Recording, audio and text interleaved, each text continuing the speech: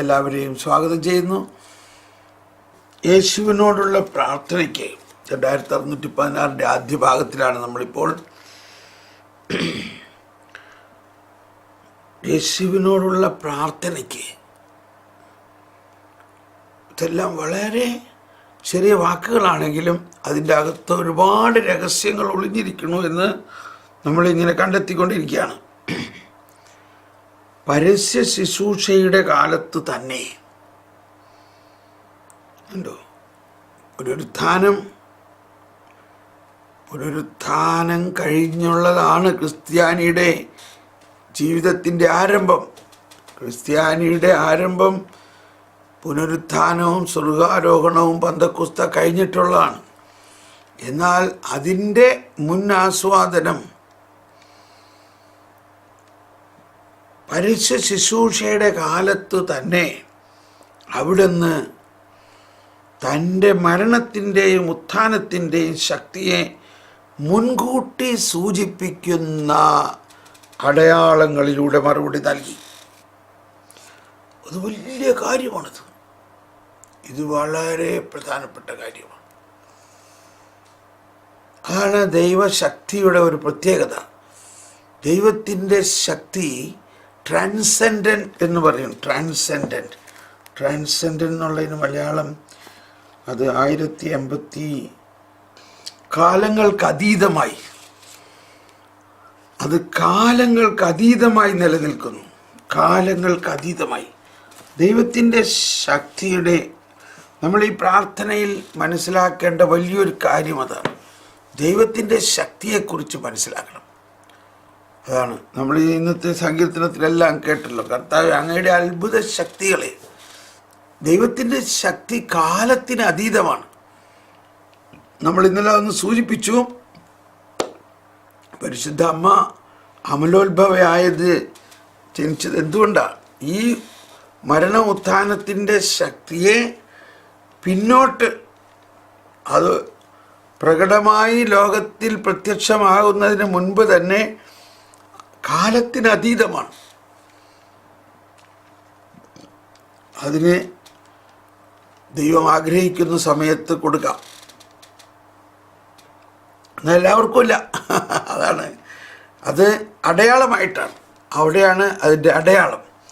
അപ്പം ഈ ഈശോയുടെ പരസ്യ ജീവിതത്തിൽ നടത്തിയ അത്ഭുതങ്ങൾ നമ്മൾ വിചാരിക്കരുത് അന്ന് ആ നാട്ടുകാരെയൊക്കെ സുഖപ്പെടുത്തിയിട്ട് അവരെല്ലാം സുഖപ്പെടുത്തുന്ന ഒരു പ്രസ്ഥാനമായിരുന്നു എന്നല്ല വിചാരിക്കേണ്ടത്.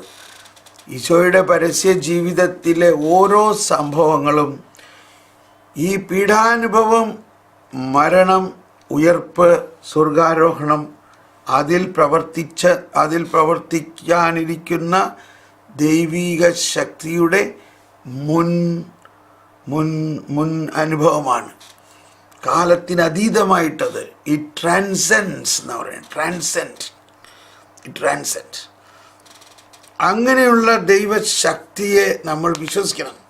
ദൈവശക്തിയുടെ ആ പ്രവർത്തനത്തിൽ അങ്ങനെയുള്ള അവസ്ഥയിൽ നമ്മൾ വിശ്വസിക്കണം. ഇപ്പോൾ നമ്മൾ വിശുദ്ധ കുർബാനയുടെ അവസാനം പാടാറുണ്ട്. അതായത് ആ വരാനിരിക്കുന്ന പുതിയ ആകാശവും പുതിയ ഭൂമിയിലും ഈ വിശുദ്ധ കുർബാനയിലൂടെ നമ്മൾ അനുഭവം സിദ്ധിച്ചിരിക്കുന്നു എന്നുള്ളതാണ്. നമ്മൾ വിശുദ്ധ കുർബാന സ്വീകരണം കഴിഞ്ഞിട്ടുള്ള പ്രാർത്ഥനകളിലെല്ലാം ഉള്ളത് അങ്ങയുടെ വീണ്ടും വരവിനെ നമ്മൾ പ്രത്യാശിക്കുന്നു. പിതാവായ ദൈവം നമ്മുടെ കർത്താവ് ഈശോ മിശിഹാ വഴി എല്ലാ ആധ്യാത്മിക ദാനങ്ങളും നൽകി നമ്മെ അനുഗ്രഹിച്ചു. നമ്മുടെ കർത്താവിൻ്റെ രാജ്യത്തിലേക്ക് നമ്മെ ക്ഷണിക്കുകയും അക്ഷയവും അനശ്വരവുമായ സൗഭാഗ്യത്തിലേക്ക് നമ്മെ നയിക്കുകയും ചെയ്തു. അവിടുന്ന് തൻ്റെ ജീവദായകമായ സുവിശേഷം വഴി ശിഷ്യഗണത്തോട് ഇപ്രകാരം അരുളി ചെയ്തു: സത്യം സത്യമായി ഞാൻ നിങ്ങളോട് പറയുന്നു, എൻ്റെ ശരീരം ഭക്ഷിക്കുകയും എൻ്റെ രക്തം പാനം ചെയ്യുകയും ചെയ്യുന്നവൻ എന്നിലും ഞാൻ അവനിലും വസിക്കും. കഴിഞ്ഞില്ല, കണ്ടോ? അത് ഇപ്പോഴത്തെ അവസ്ഥയാണ്. ആ അവസ്ഥ ലഭിച്ചാൽ നമുക്ക് ഗ്യാരണ്ടിയാണ് മറ്റൊരവസ്ഥ. എന്താണ്? അവസാന ദിവസം ഞാൻ അവനെ ഉയർപ്പിക്കും. അവന് ശിക്ഷാവിധി ഉണ്ടാവുകയില്ല. പ്രത്യുത അവൻ മരണത്തിൽ നിന്ന് നിത്യായുസ്സിലേക്ക് പ്രവേശിക്കും. ഈ കുർബാനയിൽ പങ്കുകൊണ്ട നമ്മുടെ സമൂഹത്തെ തൻ്റെ വാഗ്ദാനമനുസരിച്ച് മിശിഹ അനുഗ്രഹിക്കുകയും സംരക്ഷിക്കുകയും ചെയ്യട്ടെ. സ്തുത്യർഹവും പരിശുദ്ധവും ജീവദായകവും ദൈവികവുമായ രഹസ്യങ്ങളിൽ പങ്കുകൊണ്ട് സന്തുഷ്ടരായ നമ്മെ അവിടുന്ന് മഹത്വമണിയിക്കട്ടെ. കർത്താവിൻ്റെ കുരിശിൻ്റെ സജീവമായ അടയാളത്താൽ നിങ്ങളെല്ലാവരെയും മുദ്രിതരാകട്ടെ. രഹസ്യവും പരസ്യവുമായ എല്ലാ വിപത്തുകളിൽ നിന്നും സംരക്ഷിതരുമാകട്ടെ, ഇപ്പോഴും എപ്പോഴും എന്നേക്കും. ഇത് അങ്ങ് പൂർണ്ണമായിട്ടൊന്ന് വിശ്വസിക്കാൻ പറ്റുമോ നമുക്ക്? അതാണ് വിശ്വാസം. ഈശോ തൻ്റെ പരസ്യ ജീവിതത്തിൽ നൽകിയതെല്ലാം ഈശോയിലൂടെ സംഭവിക്കാനിരിക്കുന്ന ആ കാര്യങ്ങളുടെ മുൻകൂർ അനുഭവങ്ങളാണ്. മുൻകൂർ അനുഭവം. അപ്പോൾ അന്ത്യദിനത്തിൽ ഈശോ നൽകാനിരിക്കുന്നതിൻ്റെ വരെ മുൻകൂർ അനുഭവമാണ് നമുക്ക് വിശുദ്ധ കുർബാന സ്വീകരണം കഴിഞ്ഞിട്ടുള്ള ആ വിശുദ്ധ കുർബാനയുടെ നമുക്ക് ലഭിക്കുന്നത്. വിശുദ്ധ ജോൺ പോൾ രണ്ടാമൻ മാർപ്പാപ്പ വിശുദ്ധ കുർബാനയെക്കുറിച്ചുള്ള ചാക്രിക ലേഖനത്തിൽ എക്ലീസിയ യൂക്രിസ്റ്റിയ എന്ന ചാക്രിക ലേഖനത്തിൽ പറയുന്നുണ്ട്, ദിവ്യകാരുണ്യനാഥൻ വിശുദ്ധ കുർബാനയിൽ എഴുന്നള്ളി വരുന്ന ഈശോ ഇന്നലെയും ഇന്നും എന്നും ഒരാൾ തന്നെയാണ്. നമ്മൾ കേട്ടിട്ടുള്ള വചനമാണ് ഇല്ലേ? എന്നിട്ടൊന്നുകൂടി വിശദീകരിക്കുകയാണ്. ആ യേശു കഴിഞ്ഞ കാലത്തുണ്ടായിരുന്നവനും ഇപ്പോഴുള്ളവനും വരാനിരിക്കുന്നവനുമാണ് ഇവിടെ ഇപ്പോൾ വന്നിരിക്കുന്നത്. പല വ്യത്യാസമുണ്ടോ യേശുവിന്? നമ്മളൊന്ന് വിശ്വാസം വളരിപ്പിക്കട്ടെ. കണ്ടോ, വിശ്വാസം വളരണുണ്ടോ? അങ്ങ് വിശ്വസിച്ചേ, ഇതങ്ങ് വിശ്വസിക്കുമോ? ഇപ്പോൾ ഈ വിശുദ്ധ കുർബാനയിലെ തക്സയിലുള്ള പ്രാർത്ഥനകളെല്ലാം തന്നെ വിശുദ്ധ ലിഖിതങ്ങളായിട്ട് തന്നെയാണ് കണക്കാക്കേണ്ടത്. അതിൽ യാതൊരു മാറ്റം വരുത്താൻ ആർക്കും അധികാരമില്ല. മാത്രമല്ല, ഇത് സഭാപിതാക്കന്മാരുടെ കാലം മുതൽ വളരെ പ്രധാനപ്പെട്ട സഭയുടെ സമ്പത്താണ് ഈ വിശുദ്ധ കുർബാനയിലെ ഈ പ്രാർത്ഥനകൾ. ഞാൻ പലപ്പോഴും പറഞ്ഞിട്ടുണ്ട്, നിങ്ങളൊരിക്കൽ ഈ പുസ്തകം വാങ്ങിയിട്ട് വീട്ടിലിരുന്ന് ഒരു പ്രാവശ്യം ഇത് സാവധാനം വായിച്ച് നോക്കണമെല്ലാം. കുർബാനയുടെ നേരത്തെ നമ്മൾ അങ്ങ് ഓടിപ്പഴഞ്ഞു പോവുകയാണ് ഓരോ പ്രാർത്ഥനകൾ പ്രാർത്ഥിച്ച്. അപ്പോൾ ഇത് ഞാൻ പറയുന്നത്, എങ്ങനെ നമ്മുടെ വിശ്വാസം വളരും? വിശ്വാസത്തിൻ്റെ സത്വത്തനിമ ഉള്ളടക്കത്തെ നമ്മളിൽ പൂർണ്ണമായി വിശ്വസിക്കുകയും ഗ്രഹിക്കുകയും ചെയ്യണം. അതാണ് നമ്മുടെ ഈ മതബോധന പഠനത്തിലൂടെ നമ്മൾക്കൊരു 90% ഉണ്ടെങ്കിലല്ലേ നമുക്ക് മറ്റുള്ളവർക്ക് ഒരു 50% കൊടുക്കാൻ പറ്റുള്ളൂ. നമുക്കില്ലാത്തത് നമ്മളെങ്ങനെ കൊടുക്കും? കണ്ടോ, അങ്ങയുടെ അഭിഷിക്തൻ്റെ അമൂല്യ രക്തത്താൽ രക്ഷിക്കപ്പെട്ട സഭയിൽ. അപ്പോൾ നമ്മൾ ആരാ? ഹല്ലേലൂയ! നമ്മൾ ആരാണെന്നുള്ള തിരിച്ചറിവ് നമുക്ക് വേണം. കണ്ടോ, അത് അത്ര മഹനീയവും വിസ്മയാവഹവുമാണ്. അതുകൊണ്ട് നമുക്ക് ബുദ്ധിക്ക് മനസ്സിലാക്കുക അത്ര എളുപ്പമല്ല. നമ്മൾ വിശ്വസിച്ചാൽ മതി. വിശ്വസിക്കണം. ഇതൊരാളെങ്കിലും ഇതിലൂടെ അതിൻ്റെ യഥാർത്ഥ അർത്ഥം മനസ്സിലാക്കി നമ്മൾ കുർബാനയിലേക്ക് വരികയാണെങ്കിൽ ജീവിതത്തിൽ വലിയ മാറ്റമായിരിക്കും. ഓക്കെ, അപ്പോൾ നമ്മൾ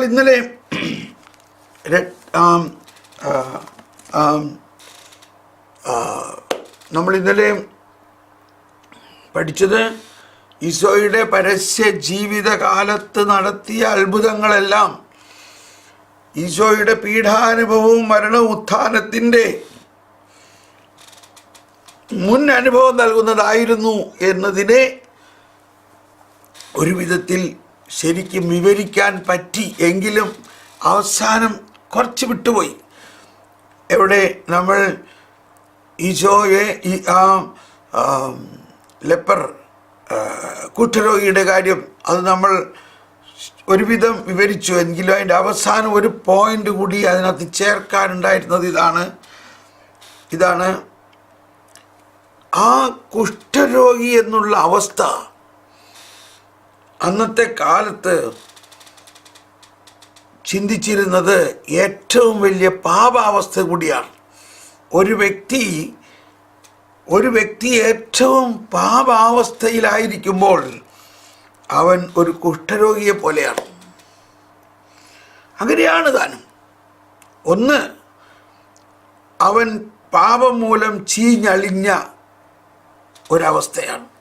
രണ്ട്, അതിൽ നിന്ന് അവനെ രക്ഷിക്കാൻ ഒരു മനുഷ്യശക്തിക്ക് സാധ്യമല്ല, ദൈവത്തിന് മാത്രമേ സാധ്യമുള്ളൂ.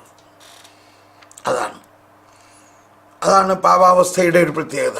ആ പാപാവസ്ഥയിൽ നിന്ന്, ആ പാപത്തിൻ്റെ ഭയാനകമായ അവസ്ഥയിൽ നിന്ന് അവനെ രക്ഷിക്കാൻ, അപ്പോൾ അവനെ രക്ഷിക്കുന്നതിന് വേണ്ടിയാണ് യേശു ക്രിസ്തു വന്നത്.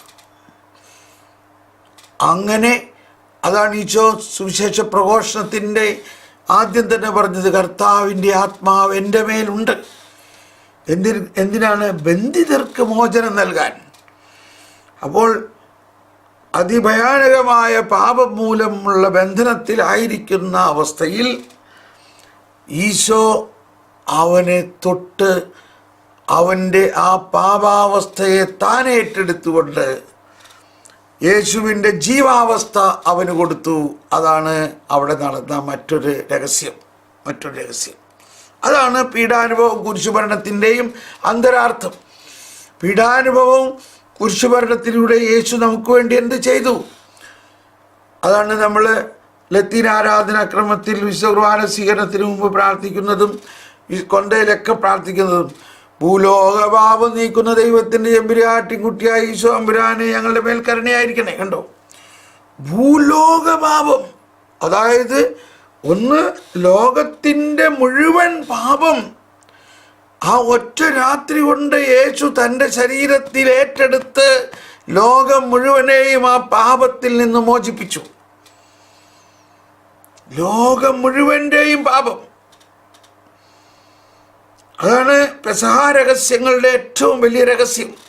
എന്താണ് പെസഹ രഹസ്യം എന്ന് പറഞ്ഞാൽ? പീഡാനുഭവം, മരണ, ഉത്ഥാനം, സ്വർഗാരോഹണം എന്ന് പറഞ്ഞാൽ ഈ ഭൂലോക പാപം മുഴുവനും തൻ്റെ പീഡാനുഭവത്തിലൂടെ ഏറ്റെടുത്തു. അതാണ് ഞാനിത് ഇടയ്ക്കിടയ്ക്ക് റിപ്പീറ്റ് ചെയ്യണം. ഈ ലത്തീൻ കുർബാനയിലുള്ള ഒരു പ്രാർത്ഥനയാണ്. കർത്താവേ, അങ്ങയുടെ മനുഷ്യാവതാരത്തിലൂടെ അങ്ങ് ഞങ്ങളെ പിതാവുമായിട്ട് രമ്യപ്പെടുത്തുകയും അങ്ങയുടെ പീഡാനുഭവത്തിലൂടെ അങ്ങ് ഞങ്ങളുടെ പാപങ്ങളെ ഉന്മൂലനം ചെയ്യുകയും അങ്ങയുടെ പുനരുത്ഥാനത്തിലൂടെ ഞങ്ങൾക്ക് പുതുജീവൻ നൽകുകയും അങ്ങയുടെ സ്വർഗാരോഹണത്തിലൂടെ ഞങ്ങളെക്കായി സ്വർഗം തുറക്കുകയും ചെയ്തു. അതിനാൽ സകല മാലാഖാവൃന്ദത്തോടും ഒപ്പം ഞങ്ങൾ പാടുന്നു ഓശാന ഓശാന. കേട്ടോ, ഇതുണ്ട്. ഇവിടെ മറ്റൊരു പ്രാർത്ഥന. ഞങ്ങളുടെ കർത്താവായ ഈശോയെ പീഡാസഹനം വഴി മരണത്തെ കീഴടക്കിയ ആരാധ്യനായ രാജാവേ, സ്വർഗരാജ്യത്തിൽ ഞങ്ങൾക്ക് നവജീവൻ വാഗ്ദാനം ചെയ്ത ദൈവപുത്ര, എല്ലാ ഉപദ്രവങ്ങളും ഞങ്ങളിൽ നിന്ന് അകറ്റണമേ. ഞങ്ങളുടെ ദേശത്ത് സമാധാനവും കൃപയും വർദ്ധിപ്പിക്കണമേ. നീ മഹത്വത്തോടെ പ്രത്യക്ഷപ്പെടുന്ന ദിവസം നിന്റെ സന്നിധിയിൽ ഞങ്ങൾ ജീവൻ കണ്ടെത്തട്ടെ.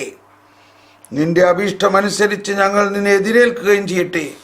ഞങ്ങളുടെ വംശത്തിന് നൽകിയ കൃപയെക്കുറിച്ച് ഓശാന പാടിയ ഞങ്ങൾ നിന്റെ നാമത്തെ സ്തുതിക്കട്ടെ.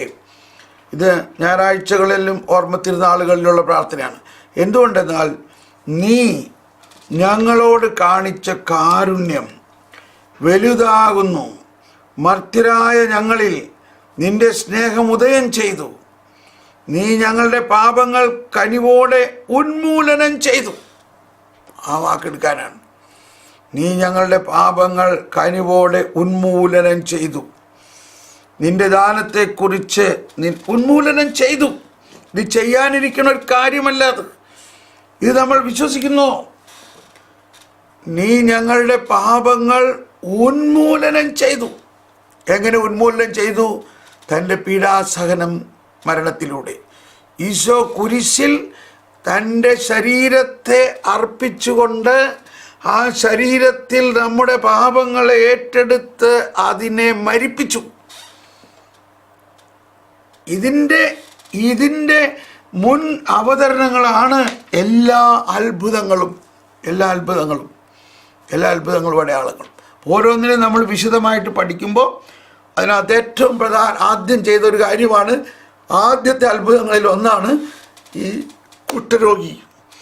അപ്പോൾ ആ കുഷ്ഠരോഗി എന്നുള്ള വ്യക്തിയെ നമ്മൾ കാണേണ്ടത് വിശുദ്ധീകരിക്കപ്പെടാനിരിക്കുന്ന മനുഷ്യവംശം മുഴുവനുമാണ്. യേശുക്രിസ്തുവിലൂടെ വിശുദ്ധീകരിക്കപ്പെടാനിരിക്കുന്ന പാപമോചനത്തിന് വേണ്ടി കേഴുന്ന മനുഷ്യവംശം മുഴുവനെയുമാണ് ആ കുഷ്ഠരോഗിയിൽ നമ്മൾ കാണേണ്ടത്. ഭൂലോക പാപം മുഴുവനും നിറഞ്ഞു നിൽക്കുന്ന മനുഷ്യവംശമാണ് ആ കുഷ്ഠരോഗിയിലൂടെ ഇപ്പോൾ വന്നിരിക്കുന്നത്. ആ കുഷ്ഠരോഗി യേശുവിൽ പ്രത്യാശിക്കുന്നു. കണ്ടോ, കുഷ്ഠരോഗി ഈ മനുഷ്യവംശം മുഴുവനുമായിട്ട് കാണൂ. വിശുദ്ധീകരണത്തിന് വേണ്ടി കേഴുന്ന പാപമോചനത്തിനായിട്ട് കേഴുന്ന മനുഷ്യവംശം മുഴുവനും, ആ മനുഷ്യവംശത്തെ മുഴുവനും തൻ്റെ ശരീരത്തിലേശു ഏറ്റെടുത്തു. അവരുടെ പാപങ്ങളെ ഉന്മൂലനം ചെയ്തു. അപ്പോൾ എന്തുകൊണ്ടാണ് എന്നിട്ട് ഇപ്പോഴും പാപം ലോകത്തിലുള്ളത്? അതാണ് ദൈവരാജ്യം വന്നു എന്നാ വന്നിട്ടില്ല എന്ന് പറഞ്ഞാൽ, ദൈവരാജ്യം ദൈവത്തിൻ്റെ വശത്തുനിന്ന് തുറന്നു, ദൈവത്തിൻ്റെ വശത്തെല്ലാം ചെയ്തുവെങ്കിലും മനുഷ്യരതിനെ സ്വന്തമാക്കിയിട്ടില്ല. ഇപ്പം നമ്മളീ പഠിക്കുന്ന കാര്യങ്ങളെല്ലാം പുതിയതായിട്ടൊന്നുമല്ല നമ്മൾ പഠിക്കുന്നത്. പക്ഷെ നമുക്ക് നോക്കുമ്പോൾ അയ്യോ, ഇതാദ്യമായിട്ടാണല്ലോ ഞാനത് കേൾക്കണേ, ഇതാദ്യമായിട്ടാണല്ലോ ഇങ്ങനൊരു കാര്യം മനസ്സിലാക്കണേ. അപ്പം അത് നമ്മുടെ തെറ്റല്ല. അത് നമ്മൾ പൂർണ്ണമായത് വരുമ്പോൾ അപൂർണമായത് മാറുന്നു. നമ്മളിങ്ങനെ പുതിയതായിട്ട് ഇത് പഠിച്ചുകൊണ്ടിരിക്കുന്നു. അങ്ങനെ പഠിച്ച് നമ്മൾ വളരുമ്പോഴാണ് നമ്മൾക്ക് ഭയങ്കര ആനന്ദം. ദൈവമേ, ഇതെന്തോരാനന്ദമാണ്! കാരണം ഇത് സംഭവിച്ചു കഴിഞ്ഞു. നമ്മൾ ഇപ്പോഴും വിചാരിച്ചിരിക്കുന്നത് നമ്മളെ വേറെ പലതോ പറയണ്ട. അപ്പോൾ അത് വിചാരിക്കണതിൻ്റെ കാരണം ഈ യഥാർത്ഥ പ്രബോധനം നമ്മൾ തന്നെ കുഞ്ഞുനാൾ മുതൽ അർപ്പിക്കണ വിശുദ്ധ കുർബാന പുസ്തകത്തിലെ വാക്ക് ഞാൻ നോക്കി, ഇത്രയും കുഞ്ഞുനാൾ മുതൽ ഈ പുസ്തകം നോക്കി പ്രാർത്ഥിക്കണ ഞാൻ, ആ വാക്ക് എനിക്ക് തെറ്റുപറ്റിയത് കണ്ടോ? ഭീതി കലർന്ന യുഗാന്ത്യത്തിൽ. നമ്മളുടെ അകത്തൊരു ഭീതിയാണ്, എന്നാൽ ഭീതിയല്ല, പ്രീതിയാണ്. അപ്പോൾ എന്ന പോലെ ഇപ്പം ഇന്നത്തെ ക്ലാസ് ഇവിടെ നിർത്തേണ്ടി വരികയാണ്. എന്നിട്ട് നമുക്കൊന്ന് ശരിക്കും ആത്മാർത്ഥമായിട്ട് ഒന്ന് പ്രാർത്ഥിക്കാം.